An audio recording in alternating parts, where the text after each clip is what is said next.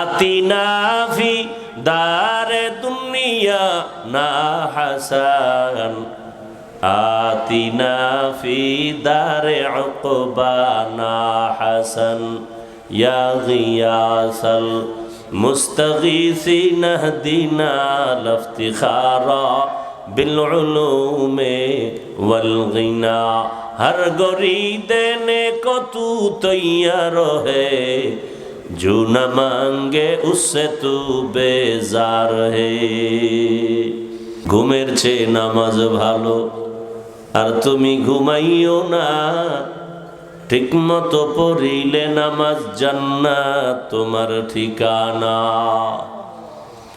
একটুখানি নেকের তরে রোজ হাসরের মাঠেতে বাবা ঘুরবে ছেলের পিছে ছেলে বাবার আগেতে ইলাহা ইল্লাল্লাহ লা ইলাহা ইল্লাল্লাহ লা ইলাহা ইল্লাল্লাহ লা ইলাহা ইল্লাল্লাহ লা ইলাহা ইল্লাল্লাহ লা ইলাহা ইল্লাল্লাহ লা ইলাহা ইল্লাল্লাহ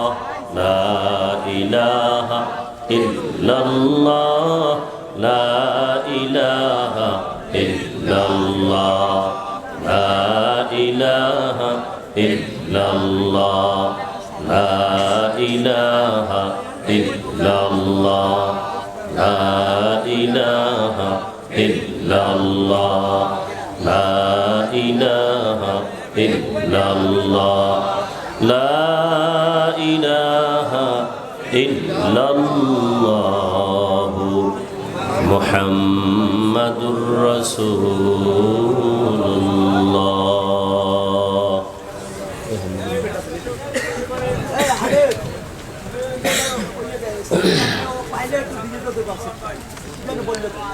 হরিণে ফুলিয়া এটাই তো নাকি আজিজিয়া কারিমিয়া কিরাতুল কোরআন হাফিজি মাদ্রাসা ও ২৬ নং ওয়ার্ড মুজাহিদ কমিটি এবং এলাকাবাসীর যৌথ উদ্যোগে আয়োজিত বার্ষিক ওয়াজ মাহফিল ও হালকায় জিকির 2 দিনব্যাপী মাহফিলের আজ সমাপনী দিন ৮ এপ্রিল ২০২৬। মহতি এ মাহফিলে উপস্থিত মোহতারাম সম্মানিত সভাপতি মাওলানা মোহাম্মদ মামুন রশিদ খান ইউসুফি দামাত বারাকাতুহুম, প্রধান অতিথি আমিরুল মুজাহিদিন আলহাজ হজরত মাওলানা মুফতি সৈয়দ মোহাম্মদ রেজাউল করিম পীর সাহেব হুজুর চরমনাই দামা ফুয়ুজহুম, অন্যান্য হযরত উলামায়ে কেরাম, এলাকার বিভিন্ন জায়গা থেকে আগত আল্লাহ পাকের আশিকিন জাকিরিন শাকিরিন মুহিব্বিন মুরব্বিয়ান এজাম, কলিজার টুকরা আমার সমবয়সী যুবক বন্ধুগণ, স্নেহের ছোট ভাই, পর্দার আড়ালে মা বোনেরা, আল্লাহ পাকের দরবারে শুকর যে আল্লাহ আমাদেরকে সুস্থ রেখেছেন, আলহামদুলিল্লাহ। জীবনের এক অমূল্য সম্পদ আমাদের সুস্থতা। টাকা পয়সা বাড়ি গাড়ি সব আছে, কিন্তু যদি অসুস্থ থেকে যায় এ জীবনের কোনো মূল্য নাই। টাকা পয়সা বাড়ি গাড়ি তেমন নাই, কিন্তু আল্লাহ যদি আমাদেরকে সুস্থ রাখেন এর থেকে সুখের জীবন আর হতে পারে না। আল্লাহ আমাদের এই সুস্থতাকে দাইমান কবুল করেন, আমিন। আমাদের মাঝে এখনো যারা অসুস্থ আল্লাহ তাদেরকেও পূর্ণ সুস্থ করে দেন, আমিন। আমাদের থেকে বিদায় নিয়ে যারা কবরস্থ হয়েছে আল্লাহ তাদেরকে জান্নাত দান করেন, আমিন। বিশেষ করে রমাজানুল মুবারকের ঈদুল ফিতর এর আগে ও পরে হঠাৎ দুর্ঘটনায় লঞ্চ, স্টিমার, বাস, ট্রেন বিভিন্নভাবে অ্যাক্সিডেন্টে যারা দুনিয়ার থেকে চলে গেলেন, যেগুলো দেখে সহ্য করার মতো না, বড় কঠিন এক হালত। বাচ্চা কাঁদতেছে, আমি আম্মুকে পাইতেছি না, কাকে আমি মা বলে ডাকবো।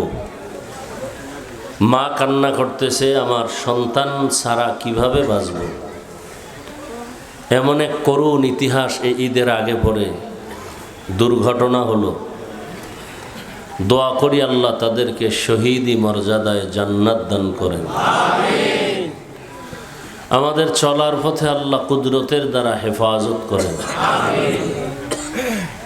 গতকাল এখানে আলোচনা হয়েছে, আজও হয়েছে। দেশের শীর্ষস্থানীয় হযরত উলামায়ে কেরাম কোরআন সুন্নাহ ভিত্তিক কথা বলেছেন। বিশেষ করে হযরত পীর সাহেব হুজুর চরমনাই সংক্ষেপ দু চারটি কথা বলেছেন,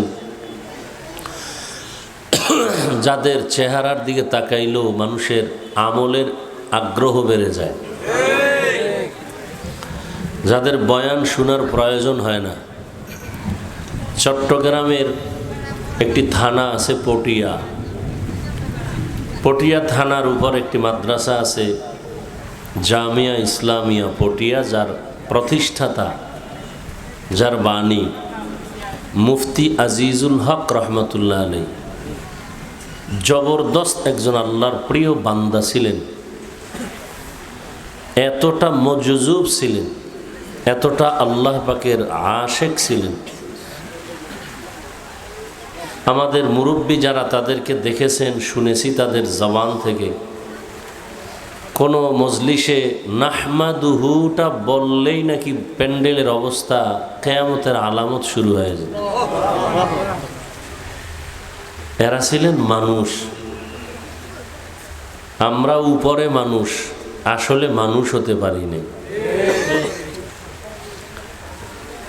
নবীজিকে দেখলেই মানুষের পরিবর্তন, সাহাবায়ে কেরামকে দেখা মাত্রই পরিবর্তন। আর আমাদের চিল্লাইতে চিল্লাইতে সারাটা বছর আমি মানুষ হইতে পারি না, আমার বয়ানে মানুষ হবে কিভাবে? আল্লাহ তার আদর্শের গোলাম হিসাবে আমাদেরকে কবুল করেন। আমিও দীর্ঘদিন অসুস্থ, এর মাঝে আজ আপনাদের দোয়া নিতেই আসছি। বৃষ্টি বাদল, বৃষ্টির দিনে বৃষ্টি হবে, এটাই স্বাভাবিক। আল্লাহ যা চাইবেন তাই হবে। আমরা শুধু শুধু কোনো মন্তব্য করে গুনাহগার হওয়ার কোনো যুক্তিকতা নেই। তারপরেও যে একটু বসতে পেরেছি, দুটো কথা বলার সুযোগ পেয়েছি, এটাও তো বড় নেয়ামত। আল্লাহ শেষ দোয়া পর্যন্ত এ মাহফিলকে কবুল করেন। হযরত পীর সাহেব হুজুরের পরে আর বয়ানের প্রয়োজন থাকে না, শুধু একটু আমার দোয়ার দরকার। মোনাজাতটা বাকি আছে, ওই মোনাজাতটা দিব। দোয়া বড় দামি একটা সম্পদ। দোয়ার দ্বারা মানুষের ভাগ্যের পরিবর্তন হয়, তকদীরের চাকা খুলে যায়, অসম্ভবকে সম্ভব হয় দোয়ার কারণে, অসাধ্য সাধন হয়ে যায় দোয়ার কারণে। আর দোয়া হুয়াল ইবাদা, দোয়াটা একটা স্বতন্ত্র ইবাদত। আবার এই দোয়াটা অন্যের জন্য করলে নিজের জন্য আগে কবুল হয়। আমি যদি বলি আল্লাহ সবাইকে মাফ করেন, আল্লাহ পাক ফেরেশতাকে পাঠায়া বলে দেন যে সবার জন্য ক্ষমা চাইলো, নিজের জন্য চাইলো না। সবাইকে ক্ষমা করার আগে যে দোয়া করলো তাকেই ক্ষমা করে দিলাম। আমরা মনে করি অন্যের জন্য দোয়া করলে আমার ভাগে কম পড়ে যাবে। এটা আসলে ইসলাম বা শরীয়তের পরিপন্থী একটা ধারণা। অন্যের জন্য দোয়া যত বেশি করবেন, নিজের জন্য তত আগে কবুল হবে। আল্লাহ আমাদের সহি বুঝ দান করেন।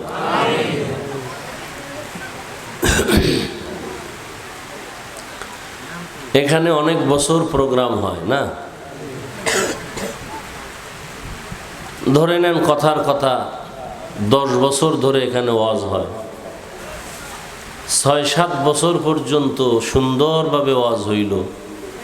2-1 বার একটু বৃষ্টি হওয়ার কারণে মন খারাপ, মন্তব্য, আল্লাহ যে 7-8 বার ভালো করায়া বয়ান করার সুযোগ দিলেন, সেখানে সেজদায় পড়েছেন কয়দিন? সেটা ভুলে গেলেন একবারের বৃষ্টিতে। আমরা এত অকৃতজ্ঞ।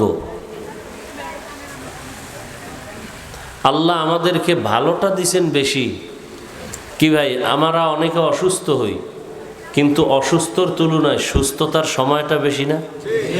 তো একটু অসুস্থ হলেই আমরা অধৈর্য হয়ে যাই। সুস্থ যে রাখলেন আল্লাহ 20 বছর, 30 বছর, 40 বছর, সেই শুকর কি আদায় করছেন? তো যাই হোক, আমি সংক্ষেপ 2-4টি কথা বলবো এবং কোরআনে হাকিমের সংক্ষিপ্ত একটি আয়াত এবং রসুলের একটি হাদিসের অংশ পড়েছি।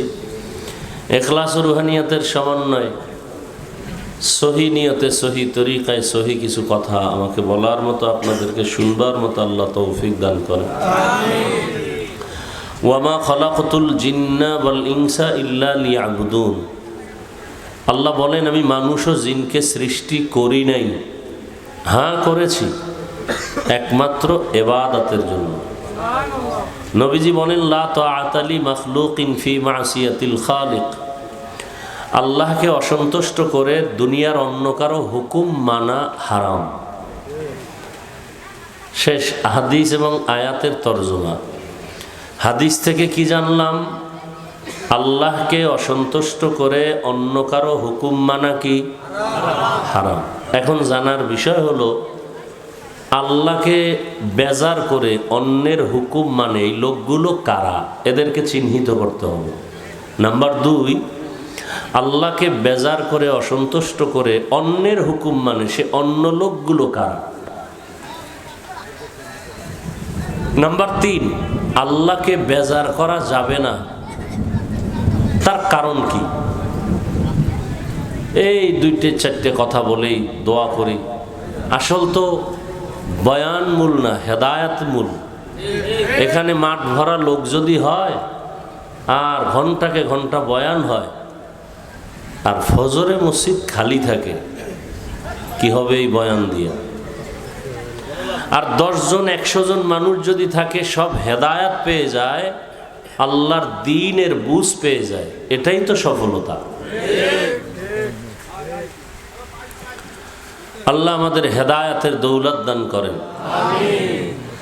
আল্লাহকে বেজার করে যেই লোকগুলো অন্যের হুকুম মানে, এই লোকগুলো কারা? এক কথায় আমি জবাব দিব, তারা দুনিয়া লোভী। দুনিয়া লোভীরাই আল্লাহকে অসন্তুষ্ট করে। এই দুনিয়া লোভী, এটা আবার 3 প্রকারে ভাগ করা: হুব্বে যা, হুব্বে মাল, হুব্বে নিসওয়ান। সম্মানের, চেয়ারের লোভ। এই একদল লোভে আছে ক্ষমতা কেমনে পাই। আর একদল লোভী হলো টাকা পয়সার লোভী। আর একদল লোক হলো যৌবনের লোভী। দুনিয়াতে যত মানুষ দেখবেন আল্লাহর বাইরে চলে, ইসলামের বিপরীত লাইনে চলে, রসুলের আদর্শ মানে না, সব মানুষ এই 3 লোভের কোনো একটায় আটকানো। হয়তো সম্পদের লোভে আছে, আল্লাহকে ভুলে গেছে, না হয় ক্ষমতার চেয়ার পাওয়ার লোভে আসলটাকে হারায়া নকল নিয়ে দৌড়ায়, অথবা যৌবনের লোভ। যেমন ফেরাউন ছিল গরিব, এক পর্যায়ে মিশরে প্রধান দায়িত্ব পাইয়া এক পর্যায়ে নিজেকে খোদা দাবি করল। কোরআনের আয়াত, আনা রব্বুকুমুল আলা। শুধু খোদা না, সব থেকে বড় খোদা। কিসের লোভ বলেন তো? ক্ষমতার লোভ। মুসা নবীর যুগে আরেকজন ছিল কারুন, কোরআনে যার নাম আছে। আল্লাহর বিরুদ্ধে চলে গেল, মুসা নবীর বিরুদ্ধে চলে গেল, যাকাত দিবে না। বলেন তো কিসের লোভ? সম্পদের। আমার দেশের একজন ডাক্তারের নাম তাসলিমা নাসরিন, নাম শোনেন নাই? এই MBBS ডাক্তার, সাধারণ ডাক্তার না। এক পর্যায়ে কোরআনের বিরুদ্ধে, ইসলামের বিরুদ্ধে, রসুলের বিরুদ্ধে, আলেম ওলামার বিরুদ্ধে, বোরকার বিরুদ্ধে যথেষ্ট পরিমাণ অপপ্রচার চালাইতে থাকলো। শেষ পর্যায়ে আর দেশেই থাকতে পারলো না, দেশ থেকে পালায় গেল।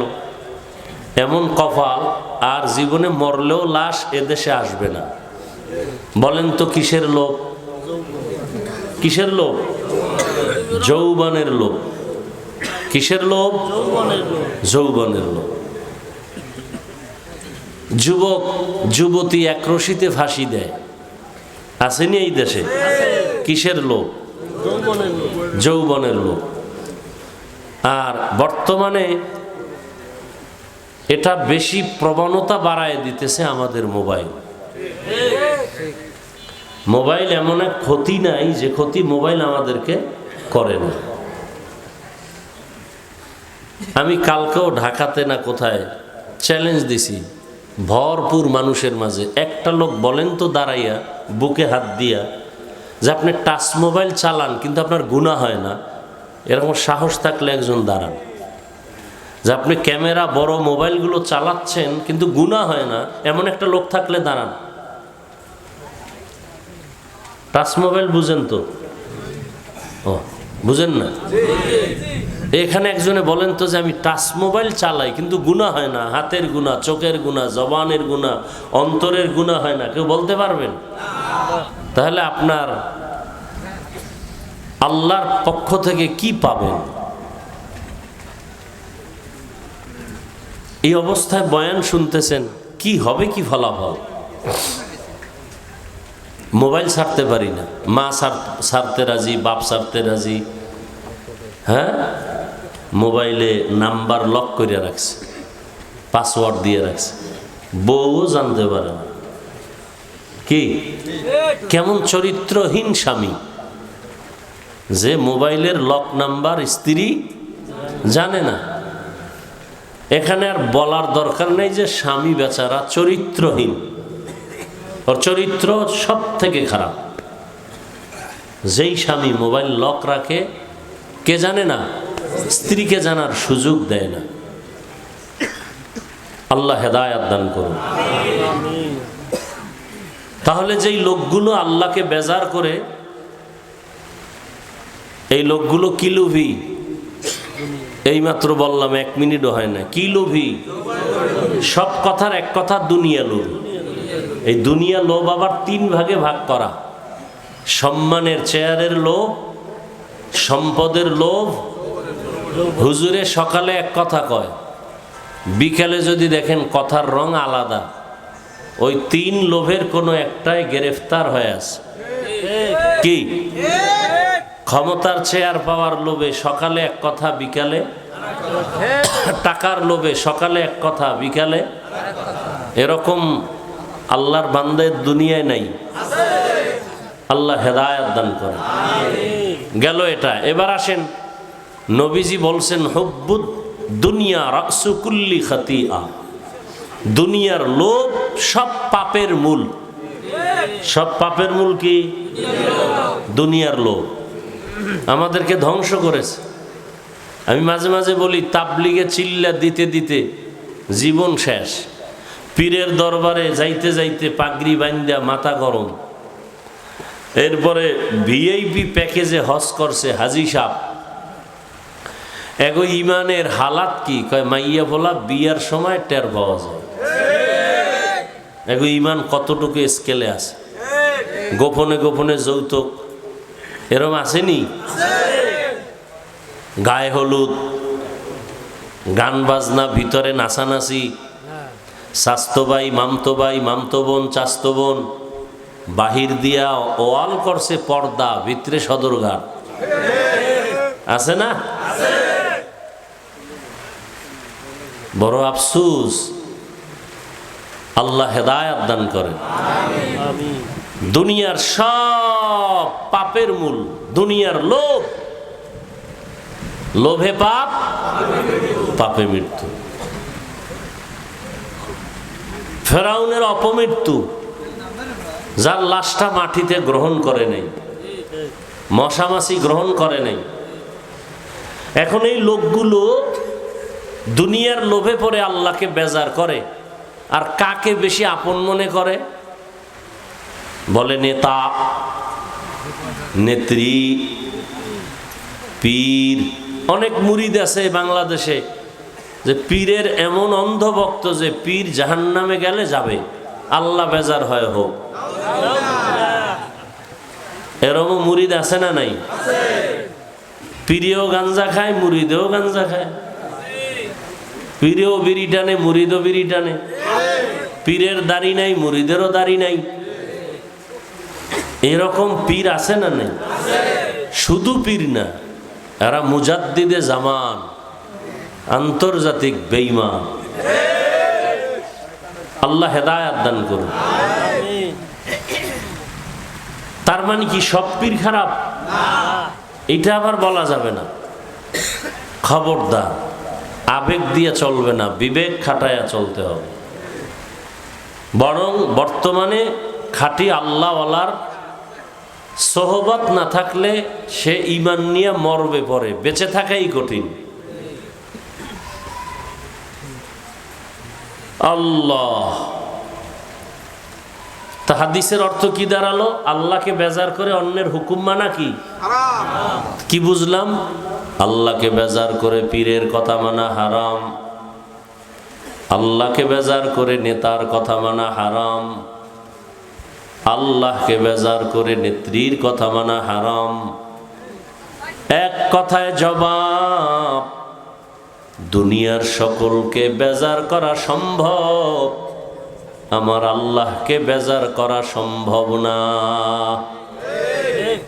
দুনিয়ার সব বেজার হয় হোক, আল্লাহকে বেজার করা যাবে না। কেন? দুনিয়ার সবাই স্বার্থপর, একমাত্র আমার মালিক রব্বুল আলামিন কোনো স্বার্থপর না।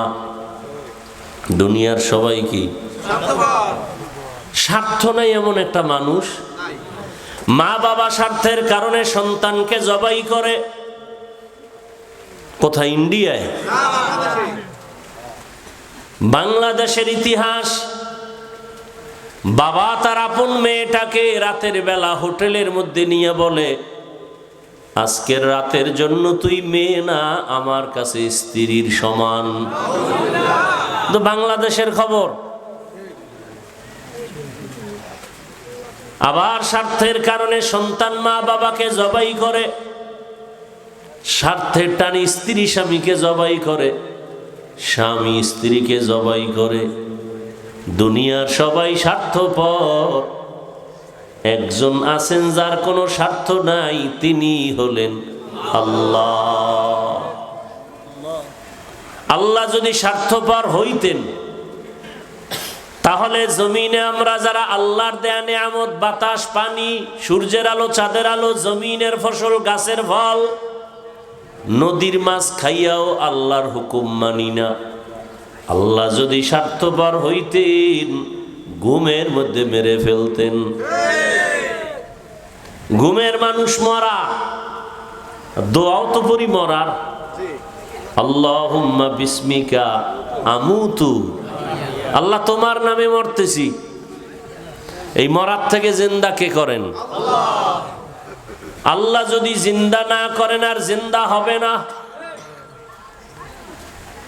আল্লাহ পাক যদি স্বার্থপর হইতেন এক ঢোক পানিও দিতেন না, বরং আল্লাহকে যারা মানিয়ে চলি এদের থেকে যারা আল্লাহর বিরুদ্ধে যায় তাদের দিকে আল্লাহর মায়া আরো বেশি। দাড়ি কামানেওয়ালা কখন আল্লাহকে ডাক দিবে আল্লাহ তাকায় আছেন।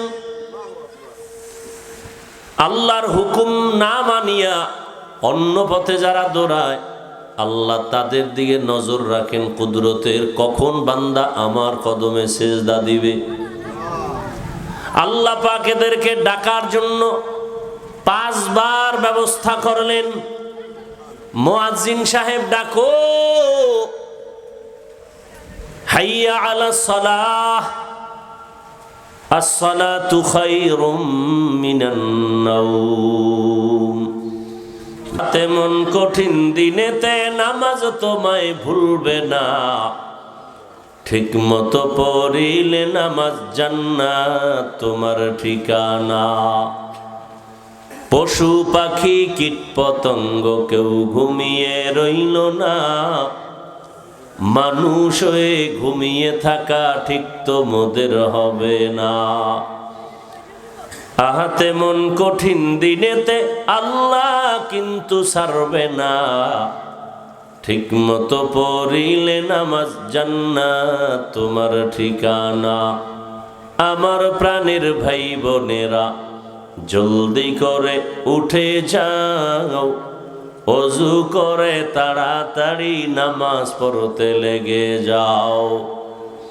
আহা নবী বেনামাজির শাফাআত করিবেন না, ঠিক মতো পড়িলে নামাজ জান্নাত তোমার ঠিকানা। আল্লাহ তাআলা বারবার ডাকেন, কত গুনাহ করেছ রে গোলাম, গুনাহ করে করে পাহাড় বানিয়েছো। এত বিশাল পাহাড় তৈরি করতে কয়দিন লাগছে? গুনার পাহাড় বলে এক রাতে হয় না, একদিনে হয় না, এক বছরে হয় নাই। গুনার পাহাড়টা বানাইতে আমার সময় চলে গেছে 50 বছর, 60 বছর। কি গুনাহ করতে করতে 50-60 বছরে গুনার পাহাড় হয়ে গেছে। আল্লাহ কয়, তুই গুনার পাহাড় বানাইতে 50 বছর লাগাইছো, আমার কাছে যদি একবার কও আল্লাহ মাফ করে দেও, তোর গুনার পাহাড়টাকে আমি নিশ্চিহ্ন করে দিতে একটা সেকেন্ড লাগবে না। আল্লাহ তাআলা বলেন, বান্দা আমি তোমার দিকে কতটা আগ্রহী, কারণ আমার আলাদা ছেলে নাই, মেয়ে নাই, স্ত্রী নাই, কেউ নাই, আমি একা। ওয়াহদাহু লা, আমি আল্লাহ এক, আমি আল্লাহর আলাদা কোনো আপন কেউ নাই। জিনেরা আমার আপন না, নূরের তৈরি ফেরেশতা আপন না, একমাত্র গুনাহ করনেওয়ালা মাটির সৃষ্টির মানুষ আমার কাছে আপন। আমি আল্লাহ মানুষের বড় আদর করে বানাইলাম। আমি আল্লাহ পাক বান্দার দিয়ে নজর করে তাকায় থাকি, কখন বান্দা আমাকে আল্লাহ বলে ডাকবে। মাকে মা বলে ডাকো, বাবাকে বাবা বলে ডাকো, কোনো বাধা নাই। মাকে ডাক দাও 100 বার, বাবারে ডাকো 50 বার। মাঝে মাঝে 2-1 বার যদি আল্লাহ বলে ডাক দেও, আমি আল্লাহ তোর জীবনের সব গুনাহগুলো মাফ করে দিব। আল্লাহ তাআলাকে বেজার করা যাবে না কেন? আল্লাহ পাক দয়াময়। আল্লাহ যে পরিমাণ দয়া মায়া আমাদের করেছেন, আমার মা আমার বাবা সে মায়া দয়া করে নাই।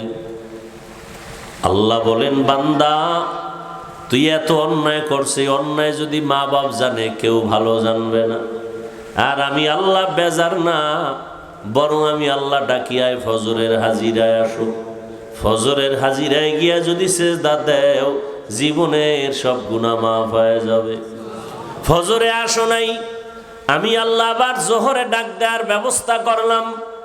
মুয়াজ্জিন আবার ডাকে আসো, জোহরের হাজিরায় নাই। আবার তোমার উপরে বেজার না হইয়া আসরের হাজিরায় ডাকার ব্যবস্থা করলাম। আসরের হাজিরায়ও নাই, আমি আল্লাহ রাগ না করে আবার মাগরিবে ডাকার ব্যবস্থা করলাম। মাগরিবের হাজিরায়ও আসো নাই, আমি আল্লাহ রাগ না করে এশার সময় ডাকার ব্যবস্থা করলাম। এশার নামাজেও তুমি নাই। এখন আল্লাহ কয়, এবার কি আমি মুখ ফিরাই নিব? না, এবার আমি আল্লাহ নিজে রেডি, মুয়াজ্জিন বাদ, আমি নিজে তোমাকে ডাকতে আসতেছি। অতিও গভীর হয় রজনী যখন, নীরবে প্রভুর নাম জপিও তখন। প্রভুর করুণা যদি পাইবারে চাও, গভীর রাতে উঠে প্রভুর গুণগান গাও। আল্লাহ তাআলা বলেন, এখন আমি ডাকার জন্য আসতেছি, ডাইরেক্ট আমি আমার বান্দাকে ডাকবো। মাঝখানে কোনো পর্দা নাই, কোনো মাধ্যম নাই। আল্লাহ নিজে ডাকার জন্য আসতেছেন। কখন? ফজরের সময়, জোহরের সময়, আসর, মাগরিব, এশায়। কয় না, এমন একটা সময় যেই সময় পুরা দুনিয়াটা নিশ্চির, মাছও ঘুমায়, মানুষও ঘুমায়, কোনো আওয়াজ নাই, কোনো পশু পাখির আওয়াজ নাই, ঠিক নীরব। রাতের শেষ ভাগটা আমি আল্লাহ প্রথম আসমানে আসিয়া আমি আল্লাহ আমার মোহাব্বতের বান্দাদের ডাক দেই। যদি বান্দা ঘুম থেকে উঠিয়া অজু বানাইয়া সেজদায় গিয়া যদি একটু দিল খুলে বলো, ইয়া রব্বি গফিরলি, ও রব আমাকে মাফ করে দাও, আমি আল্লাহ তোর জীবনের গুনাহ সব মাফ করে দিব। ইয়া এলাহি মুঝসে মুঝকো দূর কর, তাকে দেখো মুঝ में तुझको एक नजर, या इलाही तू मेरा माबूद है, या इलाही तू मेरा माशूक है। আল্লাহকে চিনি না, মাকে চিনলাম, মায়ের জন্য পাগল হয়ে গেলাম, বাবাকে চিনলাম, বাবার জন্য পাগল, বন্ধুর জন্য পাগল।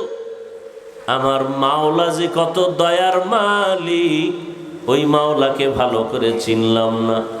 যদি চিনতে পারতাম, গলায় ছুরি লাগলেও আমার মাওলার থেকে কেউ আমাকে আলাদা দূরে সরায় দিতে পারতো না। এরে আল্লাহর বান্দা, আল্লাহ রাব্বুল আলামিন গভীর রাতের তৃতীয় ভাগে, রাতের প্রথম অংশে আল্লাহ আসেন না, আল্লাহ পাক আসেন শেষ ভাগে। আল্লাহ পাক আসেন কেন? বান্দার থেকে কিছু নিতে, না বান্দাকে দিতে? নিতে।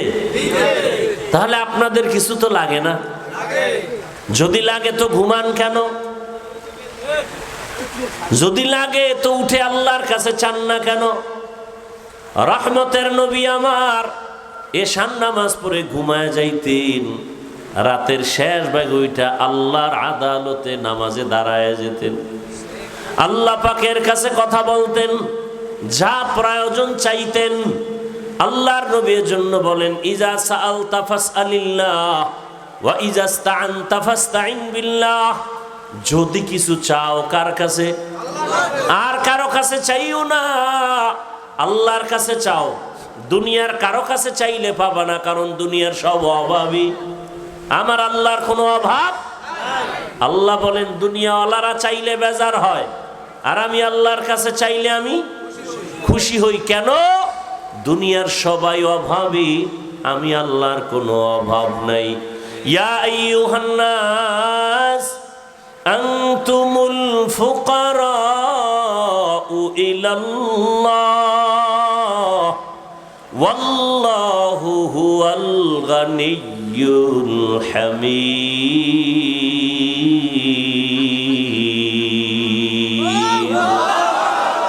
এই কালামে জিন্দা কোরআনে হাকিম, হিকমতে উলায়া জালাসতো কাদিম।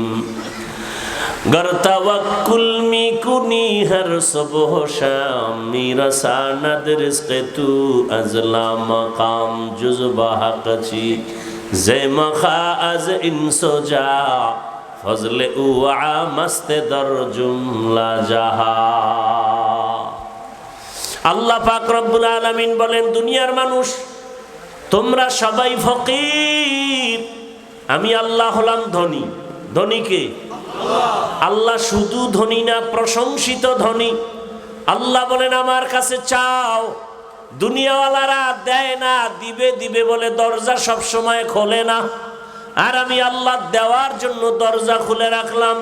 আমার কাছে হিন্দু চাইলেও পাবে, খ্রিস্টানেরা চাইলেও পায়।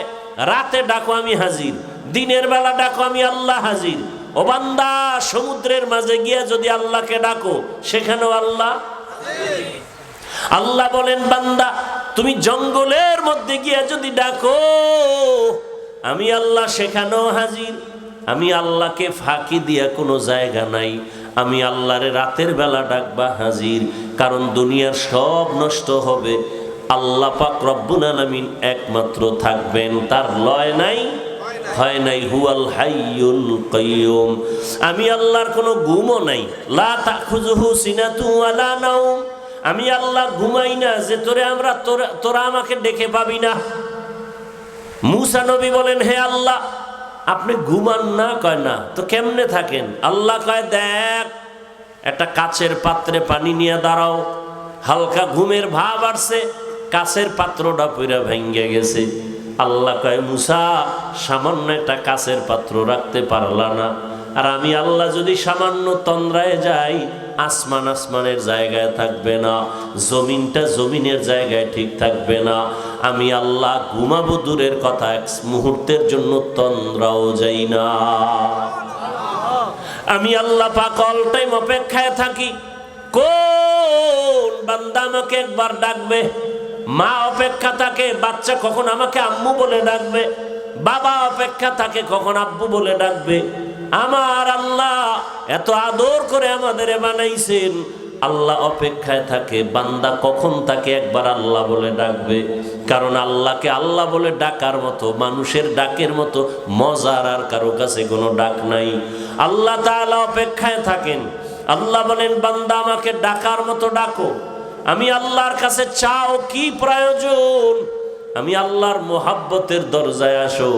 বান্দা জীবন ভর অন্যায় করেছো, আমি আল্লাহ তোমার জন্য পাহাড় পানি, দুনিয়ার আসমান জমিন সব তোমার, সূর্যের আলো তোমার, চাঁদের আলো তোমার। আমি আল্লাহর জন্য কিচ্ছু না, সব মানুষের জন্য, ফেরেশতার জন্য না। ফেরেশতারা খায়ও না, ঘুমায়ও না। আল্লাহ পাক আমাদের জন্য সূর্যের আলো, চাঁদের আলো, পানি, বাতাস, ফল ফসল সব আমাদের। আল্লাহ কয়, এত কিছু তোমারে দিলাম, বিনিময়ে তুমি আমারে কি দিলা? বান্দা তোমার কাছে বড় কিছু চাই না। দিন আর রাত মিলায় 24টা ঘন্টা মিলাইলাম। এই 24টা ঘন্টার ভেতরে 22 ঘন্টা সময় তুমি তোমার কাজে ব্যয় করো, লেখাপড়ায় কাজে ব্যয় করো, চাকরির কাজে ব্যয় করো, অফিসে ব্যবসা বাণিজ্যে ব্যয় করো। কয় ঘন্টা? বাকি থাকলো কত? মাত্র 2 ঘন্টা সময় তুমি তোমার কল্যাণের জন্য আমার পথে ব্যয় করো। তোমার কল্যাণে, আমার না। তবে একসাথে না। আমি আল্লাহ এত দয়া করছি, একসাথে যদি বলতাম 2 ঘন্টা লাগাতার নামাজ, কষ্ট হবে। 2 ঘন্টা তেলাওয়াত একসাথে, কষ্ট হবে। আমি আল্লাহ এমনভাবে 2 ঘন্টারে মিলাই দিছি যাতে ব্যবসা বন্ধ না হয়, তোমার চাকরির ক্ষতি না হয়, লেখাপড়ার ক্ষতি না হয়। কেমনে বান্দা? ফজরের 4 রাকাত নামাজে 20 মিনিট সময় দাও, এরপরে তুমি আবার ব্যবসায় চাকরিতে যাও, আবার দীর্ঘ টাইম চাকরি ব্যবসা করে আবার জোহরের নামাজে 10 রাকাতে 20 মিনিট সময় দাও, আবার খানা খাইয়া ব্যবসায় যাও, আবার আসরের সময় 4 রাকাতে 20 মিনিট দাও, আবার তুমি দোকানে যাও, আবার মাগরিবের 5 রাকাতে 20 মিনিট দাও, আবার তুমি তোমার কাজে যাও, এশার 9 রাকাত নামাজে আবার 20 মিনিট দাও। 5 বেলার নামাজে 20 মিনিট 20 মিনিট দিলেও তো 2 ঘন্টা হয় না? হয়। যদি দিতে পারো তাহলে তোমার ব্যবসা, চাকরি, লেখাপড়া সবে বাধাত হয়ে যাবে। নবীজি হাদিসে বলেন, কেউ যদি এশার নামাজ পড়ে ঘুমায় যায়, আবার ঘুম থেকে উঠে যদি ফজরের নামাজ আদায় করে, ঘুমের মধ্যে যে সময় কাটলো ওই সময়টাও নেকের পাল্লায় ওজন হবে। আল্লাহ কত দয়ার মালিক। আল্লাহ বলেন, মাত্র 2 ঘন্টা সময় 5 বার নামাজে 20 মিনিট 20 মিনিট 20 মিনিট করে দাও, যাতে তোমার ব্যবসার ক্ষতি না হয়, চাকুরির ক্ষতি না হয়, লেখাপড়ার ক্ষতি না হয়, সংসার চালাইতে ক্ষতি না হয়। এত সুযোগ, তোমার সংসারের খবর নাও, মাইয়া বলার হক আদায় করো। হ্যাঁ, সব সুযোগ দেওয়ার পরে 20 মিনিট সময় দিয়ে 5 বেলার নামাজ পড়বা, এইটাও যদি না পারো আমি কিন্তু তোমাকে এমনে ছেড়ে দিব না। আমি আল্লাহ কিন্তু আর এমনে ছাড়বো না। আমি আল্লাহ তোমার জন্য জাহান্নাম বানায় রাখছি। আজ না কাল ঘুমের মধ্যে আজরাইল চলে আসবে, রাস্তায় হঠাৎ তোমার অ্যাক্সিডেন্ট হয়ে যাবে। কই গেল মা, কই বাবা, কই দাদা, কই মুরব্বী, এক এক করে সবাই চলে গেল। এখনো সময় আছে, বান্দা তওবা করো। তওবা করিয়া যদি আল্লাহর কাছে ক্ষমা চাও, জীবনটা আবার পবিত্র হয়ে যাবে। আর যদি গাদ্দারি করিয়া যদি আবার আমার হুকুমের বাইরে চলো, আর এমত অবস্থায় কবরে আসো, আমি আল্লাহ কাউকে এক বিন্দু ছাড় দিব না। কারণ পরকাল হলো ইনসাফের আদালত। আল্লাহ পশুকে উঠাবেন, গরু, কুকুর, এদের কোনো জান্নাতও নাই, জাহান্নামও নাই, এদেরকে উঠাবেন কেন? ইনসাফের বিচারটা মানুষকে দেখাবার জন্য। আল্লাহ বলবেন কুনতু তুরাবা, মাটি হয়ে যাও, মানুষকে দেখাবার জন্য। এটা ইনসাফের আদালত। যেই আদালত এতটা ভয়ঙ্কর হবে যে সূর্যের গরমে মাটির জমিনটা তামা হবে। নবীদের গুনাহ নাই, তারাও কান্নায় বেকারার হয়ে যাবে। এই হালাতটা দেখতে যদি না চাও, আবার ওই সময় আল্লাহর কিছু বান্দারা আরশে আজিমের নিচে ছায়ায় থাকবে, বড় আরামে থাকবে। এজন্য আল্লাহ পাক বারবার সতর্ক বাণী দিলেন, হে যুবক, পর্দার আড়ালের মা বোনেরা, বৃদ্ধ বাবাজি, দুনিয়ার রং তামাশায় ঘুরে ঘুরে গুনাহ তো কম করো নাই। চোখের গুনাহ, হাতের গুনাহ, জবানের গুনাহ, অন্তরের গুনাহ। কত নামাজ ছাড়লাম, বেপরদায় চললাম, দাড়ি কাটলাম, মোবাইলে গুনাহ করলাম, এখনো কি তওবা করার সময় হলো না? এরে মা বাবারা, আপনি যদি চরিত্র নষ্ট করে চলেন, অটোমেটিক দেখবেন সন্তানের চরিত্রটা খারাপ হয়ে যাবে। সন্তান দেখবে না মা বাবায় কি অন্যায় করে, মা বাবার অন্যায়টা যদি তওবা না করে লাগাতার চালায়, অটোমেটিক সন্তান সে অপরাধের দিকে চলে যাবে, বরং মা বাবার থেকে আরো দ্বিগুণ অপরাধী হবে। সেদিন বোঝা যাবে কত ধানে কত চাল, মান সম্মান সব নষ্ট হয়ে যাবে। অতএব মুরব্বী বাবারা, বৃদ্ধ বাবাজি, পর্দার আড়ালের মা বোনেরা, এখনো সময় আছে, তওবা করেন। সন্তানটাকে আদর্শ সন্তান বানান, কোরআন পড়ায় দেন, ডাক্তার হলেও দেখবেন সন্তানের সম্মান, জীবনটা ধন্য হয়ে যাবে। এখনো সময় আছে, তওবা করে নেই। জীবনে তো গুনাহ কম করি নাই, আমার আপনার গুনার খবর কেউ জানে না। মনে মনে আল্লাহর কাছে তওবা করেন। বৃষ্টির সময় দোয়া কবুল হয়, আজানে কামতের মাঝে দোয়া কবুল হয়। বৃষ্টির সময় কি হয়? দোয়া কবুল হয়। আজানে কামতের মাঝে দোয়া কবুল। জুমার দিন দোয়া কবুলের টাইম। দুই খুতবার মাঝখানে দোয়া কবুল হয়। বেশি বেশি দোয়া করি নিজের গুনার জন্য। আজকে আমার গুনার কারণে ঘরের বাচ্চা কষ্টে আছে, অসুস্থ। এই ছোট বাচ্চা ঘরে, ও গুনাহ আছে? তোর পাও ভাঙছে কেন? ওর জ্বর হয় কেন? ওর মাথা ব্যথা কেন? একমাত্র মা বাবার গুনার শাস্তি, মা বাবার গুনাহের কারণে। অতএব এখন থেকে তওবা করি, আর গুনাহ করব না, নামাজ ছাড়ব না, বেপরদায় চলব না, মা বাবার দোয়া নিয়া, শিক্ষকের দোয়া নিয়া, উলামায়ে কেরামের পরামর্শ নিয়া, নবীজির আদর্শ মেনে জীবন চালাবো। তওবা করার মতো যদি অন্তর তৈরি হয়, দুটো হাত আল্লাহকে দেখায় দেই, আয় আল্লাহ হাতগুলো কবুল করে নেন, তওবা কবুল করে নেন, তওবার উপরে মজবুত হয়ে চলার তৌফিক দান করেন, আমিন। আলহামদুলিল্লাহি রাব্বিল আলামিন, ওয়াসসালাতু ওয়াসসালামু